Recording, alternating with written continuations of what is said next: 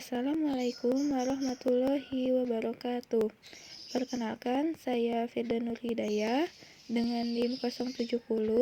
Di sini saya akan menjelaskan subbab materi dari bab 15 pada halaman 142 dan 143 pada mata kuliah Akuntansi Lanjutan 2 dengan dosen pengampu Ibu Dian Juliani SE MSc.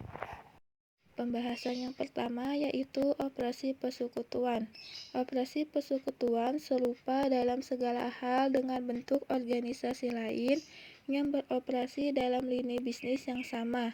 Akan tetapi dalam mengukur laba persekutuan untuk suatu periode, beban harus diperiksa secara cermat guna untuk memastikan bahwa beban pribadi sekutu telah dikeluarkan dari beban bisnis persekutuan. Jika beban pribadi sekutu dibayar dengan aktiva persekutuan, maka pembayaran tersebut akan dibebankan ke akun penarikan atau modal sekutu yang bersangkutan. Penarikan dan penyisihan gaji akan ditutup ke akun modal sekutu dan bukan ke akun ikhtisar laba rugi. Dalam laporan keuangan persekutuan mencakup laporan laba rugi, neraca, laporan modal persekutuan, dan laporan arus kas. Berikut ada contoh. Asumsikan bahwa Let's Life dan Yansei merupakan persekutu yang membagi laba dalam rasio 60:40. Data yang relevan dengan akun ekuitas persekutuan untuk tahun 2006 adalah sebagai berikut. Laba bersih persekutuan pada tahun 2006 sebesar $34.500. Modal Let's Life per 1 Januari 2006 sebesar $40.000. Investasi tambahan Let's Life tahun 2006 sebesar $5.000. Penarikan Let's Life tahun 2006 sebesar $6.000. Modal Yansi per 1 Januari 2006 sebesar $35.000. Penarikan Yansi tahun 2006 sebesar $9.000 dan penarikan Yansi tahun 2006 sebesar $3.000. Berikut adalah format laporan modal sekutu milik Let's Life dan Yansi untuk tahun yang berakhir 31 Desember 2006. Yang pertama ada saldo modal per 1 Januari 2006 milik Let's Life sebesar $40.000 didapat dari $75.000 dikali 60% dan milik Yansi sebesar $35.000 didapat dari $75.000 dikali 40%.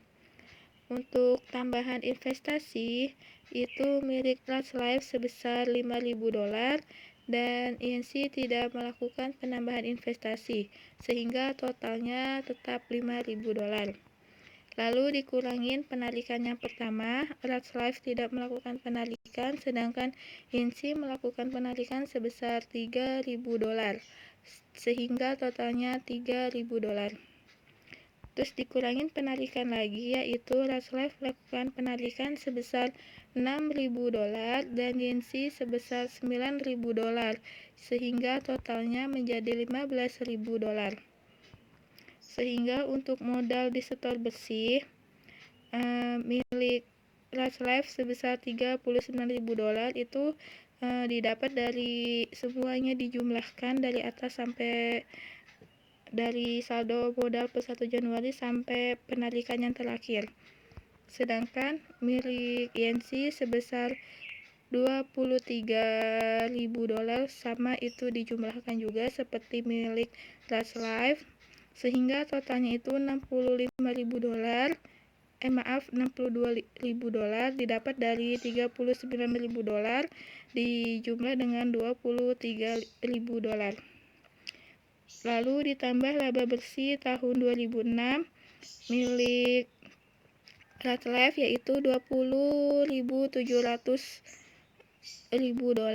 itu didapat dari $34.500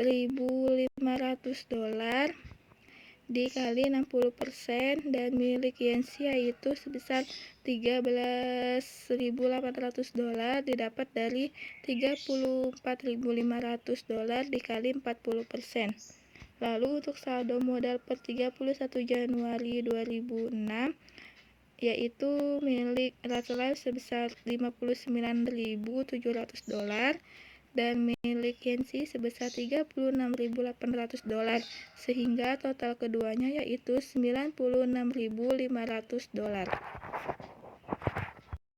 Berikut ayat jurnal penutup untuk persekutuan Ratliff dan Yancy pada tanggal 31 Desember 2006. Yang pertama, ayat jurnal untuk membagi laba bersih tahun tersebut yaitu kepada Ratliff sebesar 60% dan kepada Yancy sebesar 40%.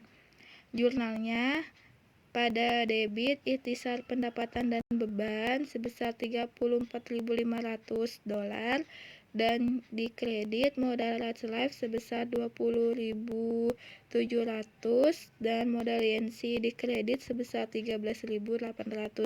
Untuk modal Ratliff dapatnya dari $34.500 dikali 60% yaitu $20.700 dan untuk modal Yancy dapatnya dari $34.500 dikali 40% yaitu hasilnya $13.800. Dan ayat jurnal yang kedua untuk menutup akun penarikan sekutu ke akun modal.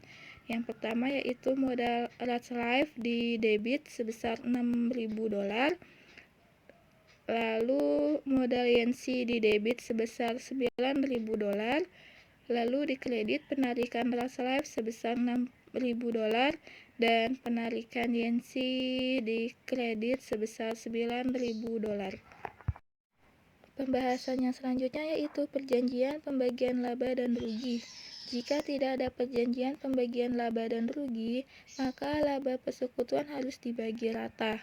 Akan tetapi, umumnya para sekutu setuju untuk membagi laba dalam rasio tertentu, seperti pembagian 60/40 yang diilustrasikan untuk persekutuan Ratliff dan Yancy.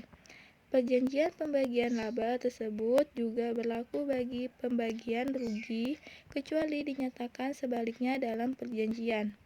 Walaupun perjanjian untuk membagi laba dan rugi secara merata atau dalam rasio tertentu merupakan hal yang umum, perjanjian pembagian laba yang lebih kompleks juga akan ditemui dalam praktiknya. Waktu yang dicurahkan sekutu pada bisnis persekutuan dan modal yang diinvestasikan dalam bisnis oleh setiap sekutu seringkali dipertimbangkan ketika menentukan perjanjian pembagian laba.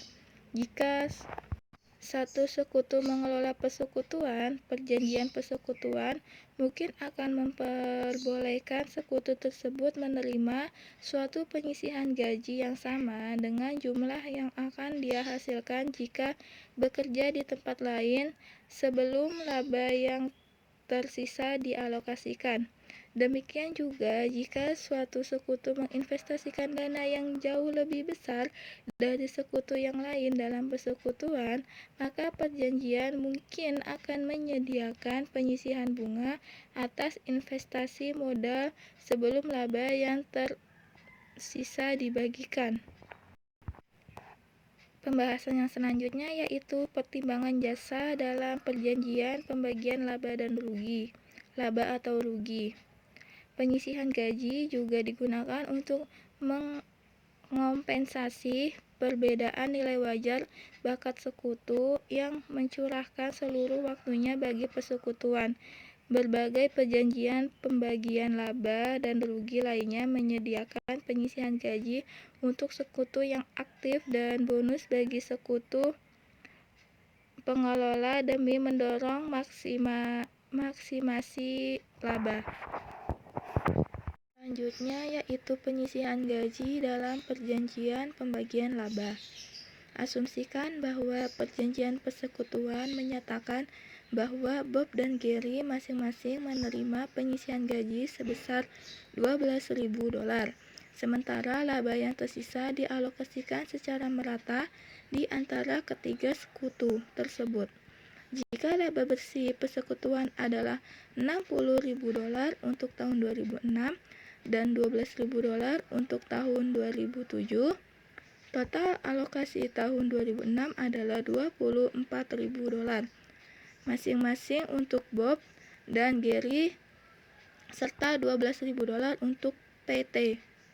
Alokasi tahun 2007 adalah laba sebesar $8.000 untuk Bob dan Gary, serta rugi sebesar $4.000 untuk PT. Perhatikan bahwa perjanjian persekutuan itu ditaati pada tahun 2007, walaupun penyisihan gaji sebesar $24.000 melampaui laba bersih persekutuan yang hanya sebesar $12.000. Schedule alokasi laba mengikuti urutan dalam perjanjian pembagian laba. Walaupun persekutuan mengalami kerugian, penyisihan gaji hanya untuk meningkatkan kerugian untuk dibagi secara merata. Sehingga ayat jurnal untuk mendistribusikan laba persekutuan ke akun modal individual untuk tahun 2006 dan 2007. Berikut adalah alokasi laba persekutuan untuk tahun 2006. Di debit yaitu ikhtisar pendapatan dan beban sebesar $60.000, di kredit modal Bob sebesar $24.000 dan modal Gary sebesar $24.000 dan modal PT sebesar $12.000. Sekian penjelasan materi bab 15 halaman 142 dan 143 dari saya. Kurang dan lebihnya mohon maaf. Wassalamualaikum warahmatullahi wabarakatuh.